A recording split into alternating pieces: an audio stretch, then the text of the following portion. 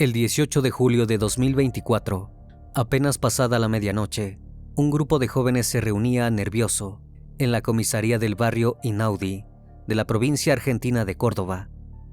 Eran amigos de Catalina Gutiérrez, que acompañados de los padres de la joven, esperaban actualizaciones de un misterio que los angustiaba. Catalina debía haberse reunido con ellos varias horas antes, pero nunca había llegado al punto de encuentro. Por fin, luego de horas de ansiedad y temores, el teléfono del padre de Catalina sonaba. Era la policía, y todos se reunieron alrededor del celular, expectantes, rezando por una buena noticia. Pero eso nunca pasó. En un descampado cercano habían encontrado el auto abandonado de la joven, con señales de que alguien había querido prenderlo desde fuera. Adentro, en el asiento trasero, estaba Catalina. Heridos y anonadados, sus amigos y familiares no podían creer lo que oían, ni mucho menos entender quién había cometido el semejante acto. Lo que no sabían era que el perpetrador estaba mucho más cerca de lo que podrían imaginar. Buenas noches, bienvenidos al Criminalista Nocturno.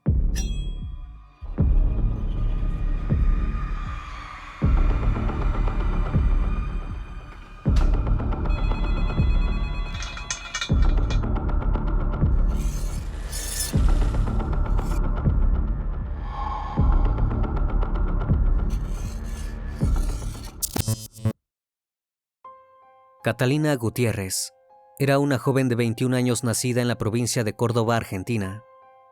Era descrita por todos los que la conocían como una mujer muy alegre, risueña, bella y simpática.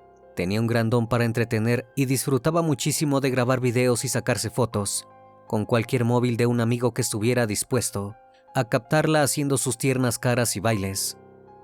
Venía de una familia de clase media acomodada. Su padre era Marcelo Gutiérrez, un conocido y muy respetado arquitecto que fue autor de numerosas obras, entre ellas el nuevo Consejo Deliberante de la capital de la provincia. Vivía con sus padres y su hermana mayor, Lucía, en el barrio Inaudi, al sur de la capital de la provincia, y había asistido al Colegio Secundario Católico 25 de Mayo, ubicado en el centro de la capital. De allí había egresado con muy buenas calificaciones y muchas amistades y admiradores.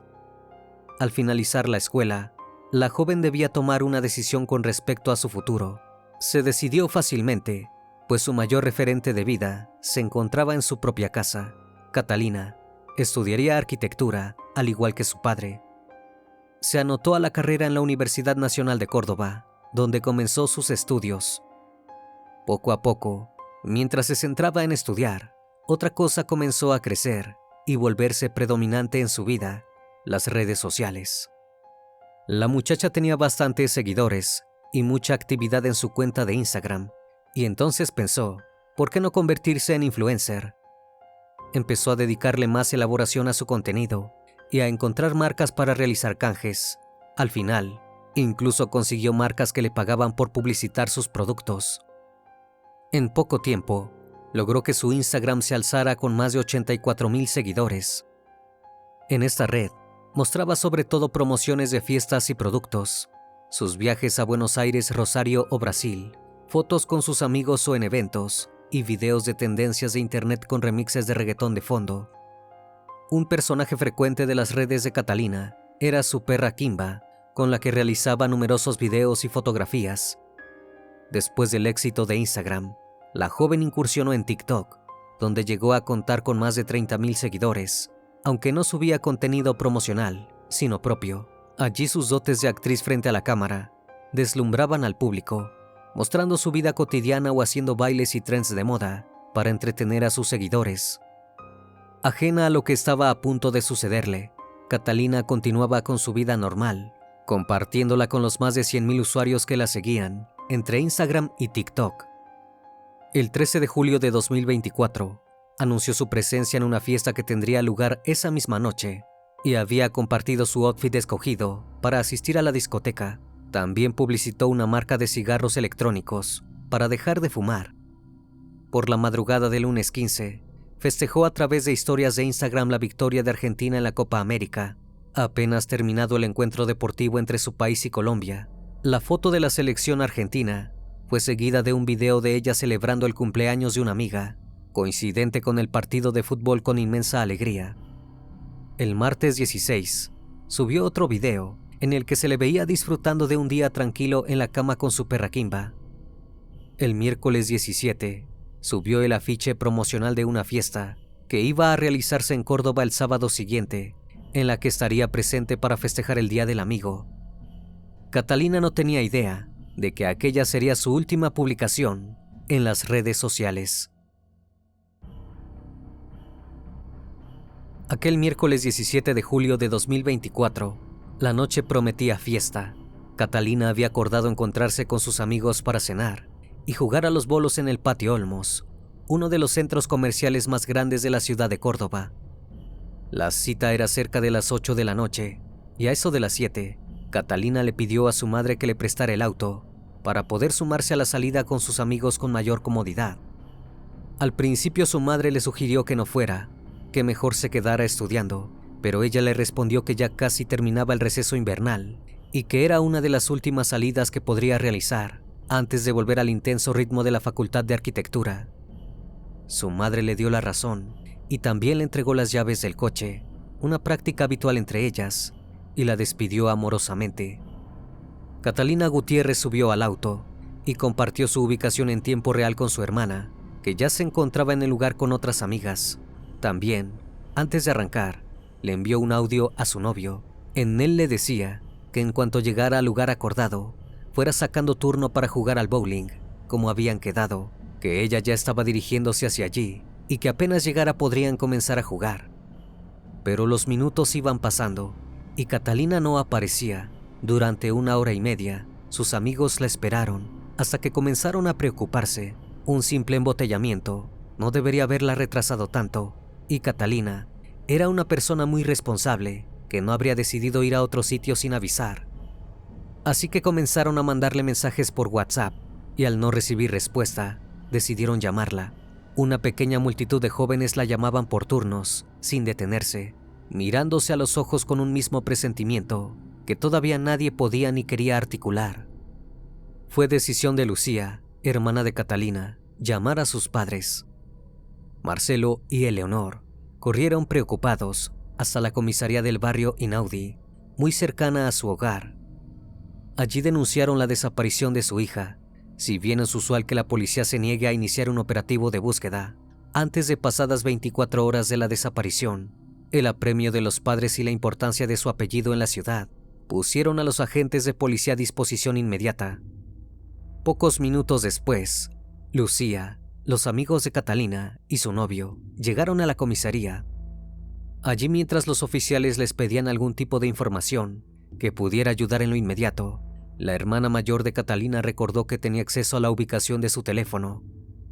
La ubicación en tiempo real, lamentablemente, ya se había detenido debido a la configuración de tiempo que le había estipulado Catalina, pero con esta idea en mente, emplearon el sistema de rastreo de iPhone para ver dónde estaba en ese momento. El teléfono entonces les emitió una señal desde el barrio Ampliación Kennedy, a 2 kilómetros del Patio Olmos. La policía fue directamente hasta allí y se encontró con que el punto exacto era la calle Pedro Echagüe, al 3900. Estaba rodeada de descampados, pero también había viviendas y alumbrado público a pocos metros. No era exactamente una zona desolada. Allí se encontraba efectivamente el automóvil Renault Clio de la madre de Catalina, estacionado al costado de la calle. Lo primero que notaron los oficiales fueron varios signos de intento de quemar el coche, producidos desde afuera. Al acercarse más con sus linternas, descubrieron a través del vidrio el cuerpo sin vida de Catalina Gutiérrez, tirado en el asiento trasero del vehículo. Con los padres y los amigos más cercanos de Catalina en la comisaría, ocurrió una escena trágica al momento en que la noticia fue confirmada. Jóvenes y grandes lloraban, se daban palabras de aliento y consuelo, intentaban contenerse unos a otros en el durísimo momento por el que estaban atravesando. Una escena que destacó fue la que protagonizó Néstor Soto, el mejor amigo de Catalina, quien entre lágrimas y palabras de pésame, abrazaba desconsolado a Eleonor, la madre de Catalina. Apenas unos momentos después, la policía aprovechó que estaban allí reunidos para hacerlos pasar uno a una oficina, donde se tomarían las declaraciones que darían comienzo a la investigación del caso. En las horas siguientes, amigos y familiares entraban y salían, pero no aportaban datos que ayudasen a dirigir la investigación o determinar algún sospechoso claro, hasta que la mayor de las sorpresas llegó. Néstor Soto, el mejor amigo de la víctima, fue llamado a la oficina y una vez allí, comenzó a responder las preguntas de los oficiales. Los policías lo notaron nervioso, trastabillaba un poco al hablar y evitaba el contacto visual. Al principio ellos pensaron que se debía al shock de haber perdido a Catalina, de una forma tan cruel y sorpresiva, pero pronto empezaron las contradicciones en sus dichos y la señal de alarma se encendió. Los agentes comenzaron a presionar sutilmente a Soto, marcándole sus incongruencias y pidiendo explicaciones detalladas, hasta que el joven finalmente se quebró y dio una confesión estremecedora. Era el amor de mi vida.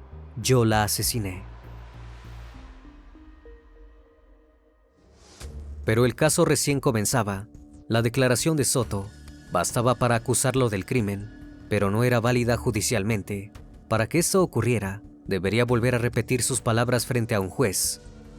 Mientras tanto, la investigación tomaba curso y había que demostrar que Néstor Soto era el asesino. Uno de los primeros datos fehacientes que confirmó la policía fue el intento de quemar el auto en el que encontraron a Catalina. Por esto mismo, se sospechaba la posibilidad de fallecimiento por inhalación de dióxido de carbono. También se descartó al instante la posibilidad de asesinato en ocasión de robo. El caso quedó a cargo de la Fiscalía de Instrucción Capital del Distrito 3, con el fiscal José Alberto Mana al frente, quien catalogaba por el momento el crimen como homicidio simple.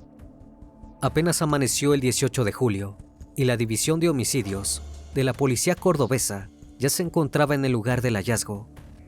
Pocas horas después, por la tarde, se conocieron los resultados de la necropsia.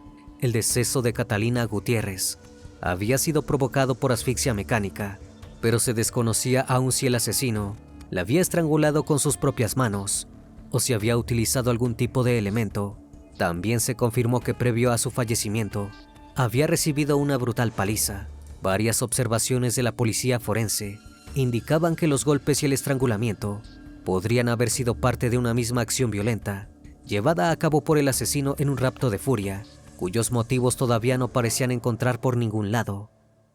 A su vez se determinó que el cuerpo presentaba quemaduras post-mortem y se eliminó la sospecha de que el ataque estuviese relacionado con un intento de abuso íntimo. Se desconocía también si Catalina había sido asesinada en el lugar o si había sido transportada junto con el auto al lugar del hallazgo. Los agentes de la policía comenzaron a hacer preguntas a los vecinos de la zona. No eran demasiados y la mayoría no había escuchado nada, pero un vecino anónimo daría un testimonio que implicaba más aún todas las hipótesis. El individuo no identificado mencionó haber escuchado a dos personas discutiendo sobre prender fuego al automóvil de Catalina alrededor de las 11 de la noche. Reiteró que escuchó 3 timbres de voz diferentes que decían «está quemado», pero dijo que muy poco después la policía llegó al lugar y ya no encontró a nadie. Por entonces los medios de comunicación y las redes sociales buscaban una sola respuesta: ¿quién era Néstor Soto? El muchacho tenía 21 años y era oriundo de Bariloche, una ciudad altamente turística del sur de la Argentina, ubicada en la provincia de Río Negro. Su nombre completo era Néstor Aguilar Soto y respondía a los apodos Tito y Nuni. Según fuentes judiciales y registros del país, Soto había asistido al colegio secundario en una institución católica, el Colegio Don Bosco. Su madre, de 41 años, se desempeñaba como funcionaria municipal en Bariloche y estaba a cargo del área que realizaba la autorización y entrega de los registros de conducir. Soto se había mudado a la capital de la provincia de Córdoba hacía 3 años, en el 2021, para estudiar la carrera de arquitectura en la Universidad Nacional de Córdoba. Allí conoció a Catalina Gutiérrez y rápidamente entabló con ella una amistad muy cercana. En las redes sociales de la chica se podían apreciar varias publicaciones hechas por ella, en las que Soto estaba etiquetado. La mayoría eran fotos y videos en la universidad, o en fiestas con amigos. Soto no tenía antecedentes penales. Sobre la relación con Catalina, fue el propio padre de la víctima, Marcelo Gutiérrez, quien dio la cara a los medios para explicar más detalladamente sobre el vínculo de los dos jóvenes. Él sostuvo que siempre había creído que ambos mantenían una relación exclusivamente de amistad. Contó que eran muy allegados y que Soto había ido infinidad de veces a su casa para estar con Catalina. Ella lo invitaba a cenar, a ver partidos de fútbol junto a su familia y a compartir momentos de estudio. No pudo confirmar si su hija había sido víctima de acoso por parte de Soto, pero planteó que la forma en la que se habían desarrollado los hechos lo hacían creer que era posible. También remarcó su ira hacia el joven de Río Negro y pidió justicia, que se pudra en la cárcel, porque no merece vivir en esta sociedad, afirmó. Lo describió como un ser desquiciado, que no merece vivir en este mundo. A la vez reconoció que nunca pensó que Néstor pudiera ser capaz de asesinar a su hija, ya que era una persona de suma confianza para ella. Hacía 3 años que eran amigos. Las declaraciones del padre y el nuevo perfil de Soto ya comenzaba a generar cierto revuelo en las redes, pero lo más intenso aún estaba por llegar. Días después del asesinato de Catalina, una ex compañera del secundario de Néstor Soto contó un esclarecedor y brutal testimonio. La chica no identificada relató que Soto la había acosado durante un campamento escolar y que a pesar de que ella le dijo que no quería ser su novia, no desistió y siguió tratando de cortejarla en la escuela contra sus deseos. La chica posteó en Twitter que reiteradas veces había hablado con las autoridades del colegio por situaciones incómodas con él y que nunca había sido escuchada. También afirmó que nunca había realizado una denuncia formal ante la justicia porque era muy tímida y prefería mantener un bajo perfil, pero que Soto la había hecho sentir mal durante años. Soto insistió con acercarse a ella muchas veces, a pesar de que le seguía diciendo que no, hasta que un buen día, la víctima tuvo que darle un empujón para que se alejara de ella. A partir de entonces, Soto comenzó a hacerle bullying en la escuela. Su testimonio cerró con fuerza. El crimen de Catalina quizás se pudo haber evitado si me hubieran escuchado en su momento, pero no lo hicieron. Y además, dio un macabro detalle que heló la sangre de todos los que la leyeron. El día 18 de julio de 2024, luego de asesinar a Catalina, Néstor, quien aún seguía en Instagram a su excompañera de escuela, miró sus historias. La chica se mostraba horrorizada, mas no sorprendida con lo que había sucedido. El testimonio de la joven hizo arder Twitter, y sin que nadie lo esperara, una disputa política comenzó a circundar el caso de Catalina. A raíz de la notoriedad que había cobrado el caso, el movimiento feminista de Argentina se pronunció sobre los hechos, defendiendo a la víctima y pidiendo justicia por ella, además de remarcar que según lo relatado por su compañera de secundario, era necesaria la presencia del Estado para detectar a este potencial criminal. Inmediatamente sectores simpatizantes al gobierno actual del país, encabezado por el dirigente libertario Javier Milei, comenzaron a responder con screenshots de publicaciones antiguas de la propia Catalina, en la que se mostraba como antifeminista y antiizquierda. El debate se desató por varios días, en los cuales los sectores de ultraderecha pedían justicia por la víctima, pero a la vez insistían en que no involucraran cuestiones de género en el caso. En la vereda opuesta, otros sostenían que el feminismo tiene que estar allí para defender a todas las mujeres, sin importar su ideología, y resaltaba que el crimen, si bien seguía siendo caratulado como homicidio simple, tenía que ver con cuestiones de género, porque era un feminicidio. Esto se basaba en que había sido perpetrado por un acosador despechado, que había actuado no solo con comportamientos insanos y antisociales, sino avalados por una estructura de pensamiento machista que habilita estas prácticas. Mientras tanto, el fiscal Mana, a cargo del caso, estipulaba los siguientes peritajes a realizar para resolver el caso lo antes posible, a la vez que determinaba la fecha en la que citaría a declarar a Néstor Soto, para ver si de nuevo se declaraba como el culpable. Quedaban por realizar más peritajes en el lugar de investigación, recopilar testimonios sobre la relación de Soto y Gutiérrez, y analizar los celulares de los implicados, lo que podía aclarar de una vez por todas cómo había sido posible que Catalina y Néstor se encontraran mientras ella iba camino al patio Olmos. A su vez, estaba pendiente confirmar si el imputado había contado o no con ayudantes. La policía aseguró que era cuestión de tiempo antes de saberlo fehacientemente, ya que había cámaras de seguridad en el predio, donde había sido encontrado el auto con el cuerpo de Catalina.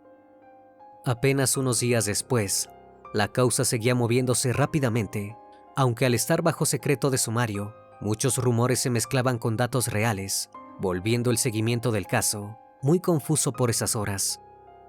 Pero 2 impactantes videos comenzarían a esclarecer la situación. La fiscalía había podido por fin, gracias a esas imágenes, realizar una reconstrucción de los hechos de aquel fatídico día. En un principio, gracias a la ubicación del teléfono de Catalina y corroborando el registro de la ubicación en tiempo real que había compartido con su hermana Lucía, establecieron que la víctima habría pasado por la casa de Néstor Soto para recogerlo antes de dirigirse al bowling. Esto no resultaba extraño, ya que Catalina solía pasar a buscar a Soto todos los días para ir a la facultad porque no tenía auto. De esa manera, las autoridades pudieron establecer que Catalina llegó a la casa de Soto cerca de las 9 de la noche. Allí el auto estuvo estacionado durante 38 minutos. En ese lapso de tiempo, se estimó que ambos discutieron y él la golpeó brutalmente. Esa teoría estaba apoyada en el hecho de que durante los allanamientos realizados en el domicilio de Soto, los peritos encontraron un anillo de la joven que habría perdido al intentar defenderse de las agresiones. En la casa del acusado se halló también pelo de la víctima y una ropa que había sido metida en la lavadora. Esto sería un indicio clave para sostener que el imputado buscaba ocultar las pruebas del crimen. Al cabo de esos 38 minutos, una cámara de seguridad ubicada enfrente del departamento de Néstor, en el barrio Jardín, captó al joven cargando el cuerpo sin vida de Catalina hacia el Renault Clio de su madre y depositándolo en el asiento trasero, tal y como había sido encontrado en el barrio Ampliación Kennedy. Esto establecía que el lugar del hallazgo del cuerpo no había sido la escena primaria del crimen. Luego, en otro video de una cámara de seguridad, habría sido captado el Renault Clio pasada las 10 de la noche. El vehículo avanzaba por la avenida Ciudad de Valparaíso y la intersección de José Guardado. Este era el camino más rápido para llegar desde la casa de Néstor Soto al descampado donde finalmente abandonó el cuerpo de Catalina. Apenas una hora después, el auto fue descartado. Desde allí el hombre regresó a su hogar, aunque no hay datos certeros sobre cómo lo hizo, ya que estaba a pie. Allí se habría cambiado de ropa y acudido a la reunión del patio Olmos por su cuenta, donde fingió consternación y preocupación, como todo el resto de los amigos de Catalina. Con esta información, la justicia decidió que Néstor Soto quedaría alojado en el penal de Bower, la cárcel más importante de la provincia de Córdoba, a la espera de su indagatoria. En dicha audiencia, Soto debería ratificar o negar su primera confesión. El enigma más grande de la causa seguía teniendo que ver con la cantidad de personas implicadas en el asesinato. El padre de Catalina repetía una y otra vez que no creía que Néstor Soto hubiese actuado solo, y de pronto, un noticiero le dio la razón. Según publicó el medio El 12 TV, una cámara de seguridad había captado que alrededor de las 11 de la noche, el presunto asesino había doblado en la esquina de las calles Rimini y Echagüe, a 50 metros de donde fue encontrado el cuerpo de la joven. Minutos después de eso, el video mostró un segundo auto estacionado en esa misma esquina y una persona bajando y caminando en dirección a donde estaba el Renault Clio. Luego se veía que 2 sombras regresaban e ingresaban al vehículo estacionado. Sin embargo, el equipo fiscal declaró, dentro de las posibilidades escasas que les imponía el secreto de sumario, que no había a esta altura una sospecha real de que hubiesen existido cómplices, aunque investigaban todas las aristas de la situación para eliminar cualquier atisbo de duda en su reconstrucción de los hechos. De cualquier manera, aclararon, todo indicaba que Soto había actuado solo y sin colaboración de cómplice alguno. Fue por ese entonces que el fiscal José Alberto Mana resolvió cambiar la carátula de la imputación contra Soto. La misma pasó de homicidio simple a homicidio agravado por alevosía y por mediar violencia de género. Esto es, en palabras más simples, feminicidio. Esta nueva figura penal de la que se le acusaba ponía al joven por primera vez ante una posible condena a prisión perpetua. En esta ocasión, había noticias de la defensa del acusado. El abogado Gastón Schoenfeld contó a los medios que su defendido estaba en shock y muy arrepentido por lo que había sucedido. Al ser cuestionado por la confesión que impulsó la detención de Soto, el abogado no dio mucha información. Declaró que no podía decir nada sobre lo que su cliente le había manifestado a él y al resto de la defensa, excusándose en la reserva profesional. Sí insistió con que la fiscalía debía llamarlo pronto a indagatoria, pero si Soto declararía o no, sería una decisión de él mismo. La defensa lo aconsejaría dependiendo de los hechos que describiera la fiscalía, pero la decisión final era exclusivamente del acusado. El abogado defensor sí habló sobre una pericia psicológica y psiquiátrica que la fiscalía había ordenado para Soto. La defensa del imputado había declarado a la fiscalía que Néstor no se presentaría a colaborar con este estudio. El motivo de la defensa era que aún no conocía las pruebas de la fiscalía en el expediente del caso, debido al secreto sumario. Realizar una pericia a ciegas, sin consejo técnico de parte de los abogados, podría ser perjudicial para Soto. Pero lo que sucedía era justamente que la fiscalía aún aguardaba una prueba clave, sin la cual no podían proceder. Con ella, esperaban conseguir nuevas pistas para aportar a la causa. Esta prueba era nada más ni nada menos que el análisis del celular de Néstor Soto, el cual ya estaba siendo examinado desde hacía algunos días. También esperaban los resultados de las huellas dactilares y de sangre halladas en el Renault Clio, en el que había sido hallada sin vida Catalina. Pero la intervención del teléfono era para la fiscalía lo más importante. Con ella, podrían saber si Soto había planificado o no el asesinato, si había mantenido conversaciones con personas que lo hubieran aconsejado de alguna manera, y si había cómplices en el crimen. A su vez, buscaban conversaciones previas con la víctima y sus amigos, para hacerse una idea de cómo eran los vínculos del acusado. 2 semanas después del feminicidio de Catalina Gutiérrez, por fin la fiscalía había recabado las suficientes pruebas para llamar a indagatoria a Néstor Soto, que había estado esperando la fecha de audiencia desde el penal de Bower.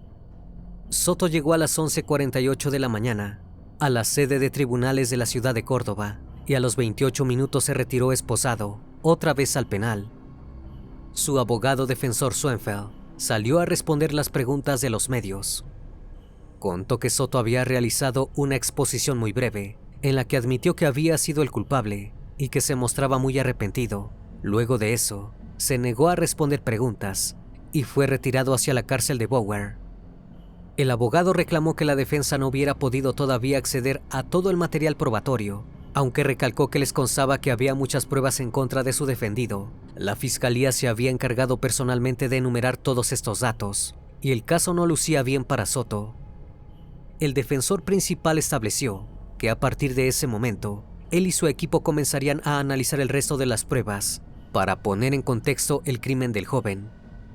Pocas horas después, los medios lograron acceder a la transcripción exacta de la declaración de Néstor Soto, y todo el país pudo oírla. Yo la asesiné, le arruiné la vida a Catalina, me arruiné la vida, arruiné la vida de nuestras familias, y estoy muy arrepentido. La familia de Catalina continúa esperando el juicio y la condena de Néstor Soto, mientras que se acompañan mutuamente en su dolor y buscan generar conciencia en la sociedad y en todas las familias argentinas. Marcelo Gutiérrez manifestó a los medios que el shock más grande fue que el asesino fuese una persona del entorno más cercano de su hija y advirtió a los demás padres que hay que saber y conocer muy bien a los amigos de los hijos. También remarcó la importancia de detectar las pequeñas señales que pueden anteceder a un crimen como el de Catalina. Contó que el novio de la joven tenía audios de ella llorando porque Néstor, en medio de distintas discusiones, le decía que era una mala persona por no haberse juntado con él en un momento determinado. Estas actitudes tóxicas podrían haber hecho que Catalina se despegara de él a tiempo si alguien las hubiese tomado más en serio. Por su parte, Eleonor Gutiérrez rompió el silencio y se dirigió a la prensa por primera vez para decir que nunca se hubieran imaginado la verdadera naturaleza de Soto. Recalcó que el chico iba siempre a casa de ellos. ¿Cómo te vas a imaginar que un amigo va a asesinarte?, sentenció. También reiteró que Catalina no era consciente de que Soto estaba enamorado de ella. No era una chica con el ego alto, era sencilla y tranquila, y realmente confiaba plenamente en que el muchacho era nada más que su mejor amigo. Además, la familia avaló la denuncia de la excompañera de colegio del sujeto y se lamentó de que no la hubieran tenido en cuenta antes. Eso le habría ahorrado mucho dolor a su primera víctima y posiblemente hubiese impedido que Catalina falleciera en sus manos. Hoy en día, Néstor Soto sigue encerrado en el penal de Bower, esperando que la justicia determine cuál será la pena que pagará por haber asesinado a Catalina Gutiérrez. Una vez más, estimado público, agradezco su compañía. Gracias por acompañarme en esta nueva transmisión. Recuerden que pueden seguirme en redes sociales. Actualmente me encuentro en Facebook, Twitter, Instagram, TikTok y también en Spotify. Si el caso de hoy te pareció interesante e informativo, te pido me regales un like o un comentario sobre la transmisión de esta noche. Me despido de ustedes, no sin antes agradecerles su compañía, y recuerden, si aún no estás suscrito, te hago la cordial invitación a que lo hagas y formes parte de esta gran comunidad. Esto es El Criminalista Nocturno. Hasta la próxima emisión. Buenas noches.